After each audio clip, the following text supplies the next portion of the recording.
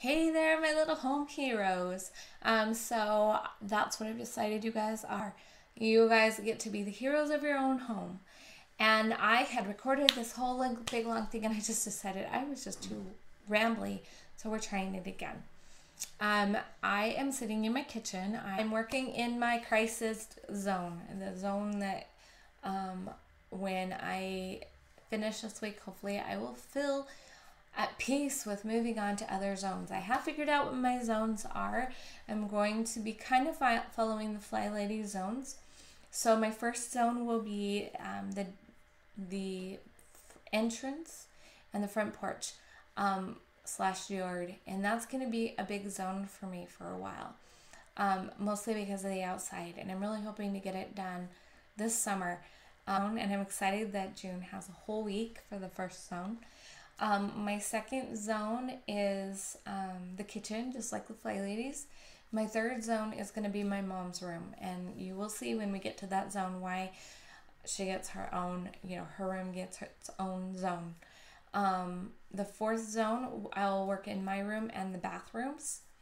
We've got two bathrooms here. And the last zone will be the living room. Somewhere, some way down the road, I will be putting in the laundry room somewhere, but right now it's not a priority.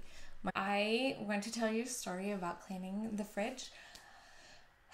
I was first introduced to Fly Lady many years ago. I don't even know how many years ago.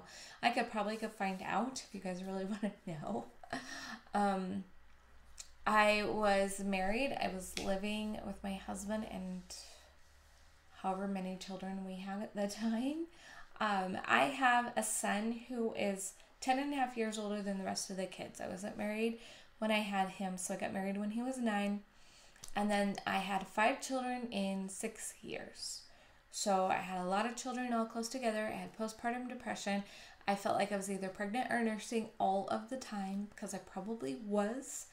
And I don't know exactly how it came across Sync Reflections, but I did. And I loved it. I struggled with aspects of it, but I really loved it because I was already inclined to doing that kind of thing.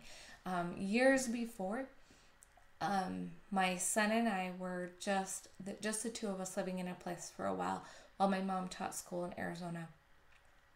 And during that time, I had done some routines, and I found my groove.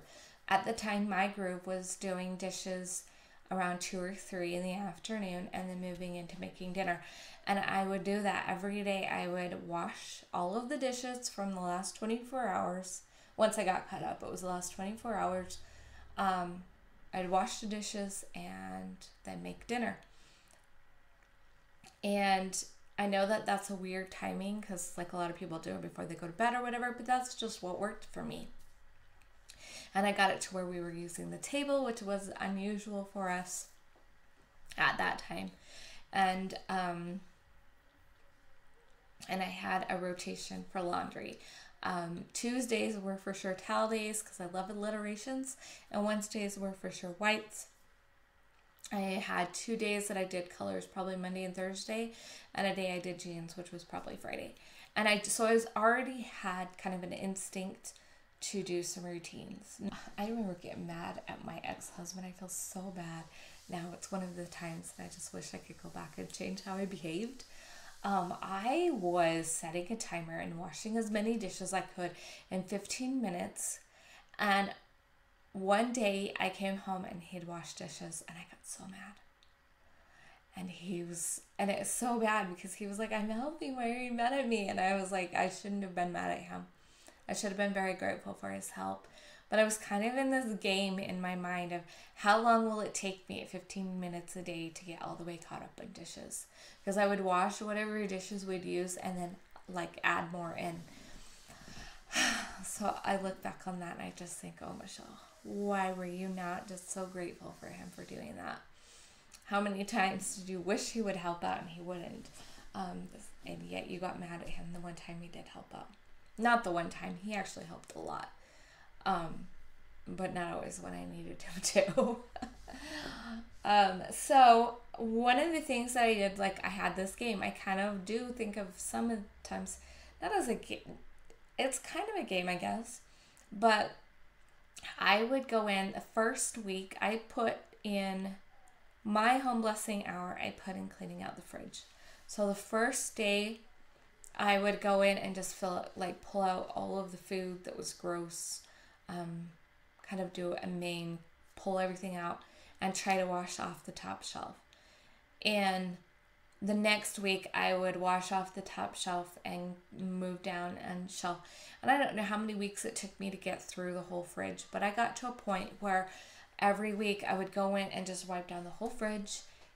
Easy to pull out any food before it even got gross, because it was getting done every week, and so it was staying really clean. And then I got to the point where I could do the freezer too. I didn't usually pull everything out of the freezer after the initial clean, but that's what I would do. It was like clean the top shelf, then get as far as I could in the 15 minutes. And eventually I'd get to where I could do the whole fridge. And that was a game for me. And I'm kind of doing that now. Working on my thing. We're not doing the fridge every week, but we're trying to do it like every other week just to make sure that it doesn't get grody. I just don't have it in my plans right now, but it probably will get soon because I loved doing that. So I'm going to show you kind of what I did in my kitchen so far. Shelf underneath the microwave. Ooh, look at that. I can point to it. Okay, that was super, super grody. But that was the first thing that I did once I got my dishes all cut up. I cleaned out under that, and I was really excited. I didn't set a timer. I don't know how long it took me. I just did it, the whole thing, and then was like, I'm so done and need to go sit down because my good leg was not happy with having to carry all that weight for all that time. So then I did most of the stove top for, because it just had a lot of gross. We always had dishes on it, a lot of pans. It was always having to move pans off of it in order to use it, but was able to do the top of my stove. And then at the corner here, this always had dirty dishes. That's where the dirty dishes got stacked up. And they would always get buried in the corner. We could never get to the toaster. That's actually a new toaster, but we could never get to the toaster because there was always so many dishes. So one of the aspects for me of keeping the dishes cut up was that the dishes don't collect there. I think, of course, I've been shining. This is what I've done so far. I've started over at the microwave, moved my way to here. This last section about the dishwasher was the last section that I really got clean. Yesterday I came home from physical therapy and my knee hurt really, really, really bad. And so I actually wasn't able to do anything more in my home. I wasn't able to do the microwave yesterday. And it's good to have those days because I get to pause and say, why am I so upset with myself? Why do I not get to give myself permission to have a day where I can't do something, or a week where I can't do something, or even a month where I can't do something? Life happens. One of the reasons I'm excited to do these videos is so that you guys can see that not everybody who is following the Fly Lady system or other systems like that are perfectly organized or start out that way, because a lot of times we see them when they're already got decluttered or whatever. We'll read books from organizing people. Some of them are born organized. They have no clue what it's like to be disorganized. That's one of the nice things about the Fly Lady. She started out as a person who had clutter, who had problems with a lot of things in a part. That's why I think her system has taken on so well, is because it came from a person who knows what it's like to be uncluttered. Or cluttered. Actually cluttered, not uncluttered or decluttered, but like seriously cluttered. Some of the people are born organized people and help people organize, and it's kind of frustrating to watch sometimes. because they actually don't know what it's like to be cluttered emotionally. And I can't say that I know what it's like for everybody or everything. I definitely I'm not I've never been a hoarder, so I don't actually know the mental things firsthand from that, but I've worked with hoarders energetically and helped them to release the heart walls and things that caused them to fill their lives with junk. But I can come to you saying, I know what it's like to have an autoimmune disorder. I haven't been officially diagnosed, but I know I have them. At least two. I know what it's like to not be able to get out of bed in the mornings from either depression or just sheer exhaustion. I am currently using crutches because I have a knee problem, so I know what it's like to physically not be able to do what you want to do. And I think that's good for us to see. And when you see what I get to work with, I think that's good for you to see that.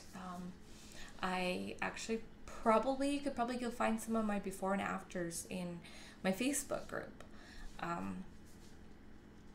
Because it's there. I shared, because I am very vulnerable with it. I'm like, I want you guys to see that we all go through stuff. And there's so much you can learn about yourself, so much you can learn about,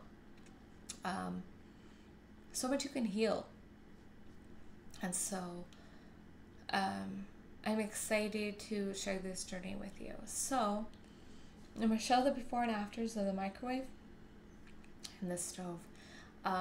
I did those today. It was the back of the stove because I didn't have the energy to finish the whole stove when I cleaned that. So I did that today.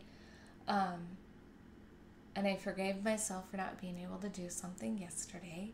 And then, which is crazy. I folded laundry yesterday and my daughter had to help me put it in. Life happens to us, and I want you guys to know there's somebody there that understands what it's like to have 5 kids, 6 and under, because that's what I did, and how crazy it is. And I felt like all I ever did was clean, and I don't want anybody to feel that way because it was super stressful and burned me out. And I know what it's like to try and clean when you've got illnesses and all kinds of things going on. And I know what it's like to be overwhelmed by clutter. Holy cow, do I know.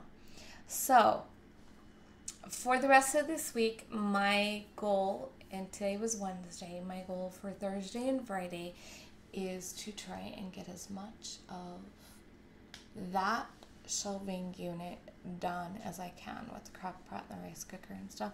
See if I can get some order with that and get it cleaned off. You see all this mess. See all the clutter. I don't even know what all it is. Because the kitchen was my mom's space. My stuff has been packed away for 12 and a half years, and I still haven't brought it out yet. So for me, that is my next challenge, and I'm excited to show you the before and afters tomorrow. Hopefully tomorrow's message will be a lot shorter, because I think I'm getting to where I have less to share. We'll see. Still getting a little rambly. I love you guys. Thanks for watching.